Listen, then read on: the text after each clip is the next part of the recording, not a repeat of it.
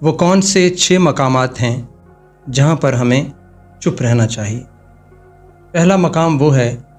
جہاں ہماری information clouded ہو، ہمیں پتہ نہ ہو، ہمارے پاس ایویڈنس نہ ہو، ہمیں کوئی یقین سے کچھ نہ ہم کہہ سکیں۔ جو گفتگو چل رہی ہے، جہاں ہم نے رائے دینی ہے، جو ججمنٹ ہمیں کہا گیا دیں،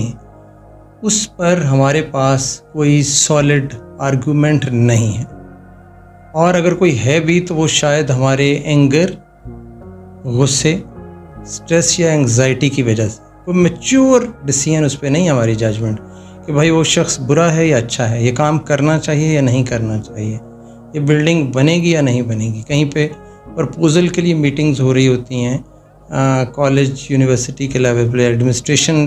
کے لوگ آپس میں بیٹھے ہوتے ہیں،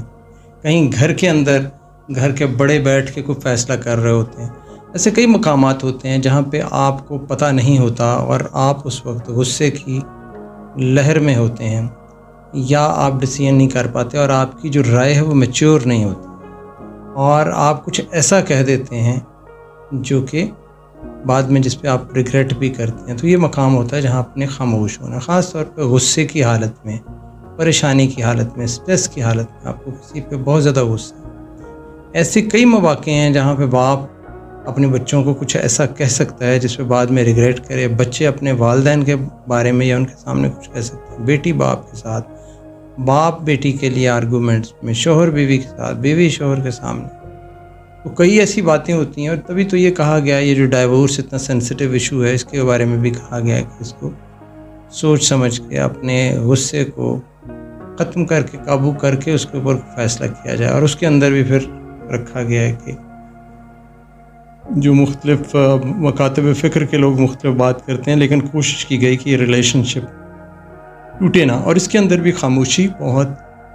ضروری ہے، سائلنس کے، چپ کر جائیں۔ پھر ہمارا ایک ایسے دین سے تعلق ہے جہاں پہ نبی کریم صلی اللہ علیہ وآلہ وسلم نے فرمایا کہ جب غصہ آئے تو آپ پانی پئیں، غصہ آئے تو آپ بیٹھ جائیں، اور میڈیکل سائنس بھی کہتی ہے کہ آپ اپنے آپ کو انگیج کر لیں۔ تو ایسے صورتحال میں کوئی رائے مت دیجیے،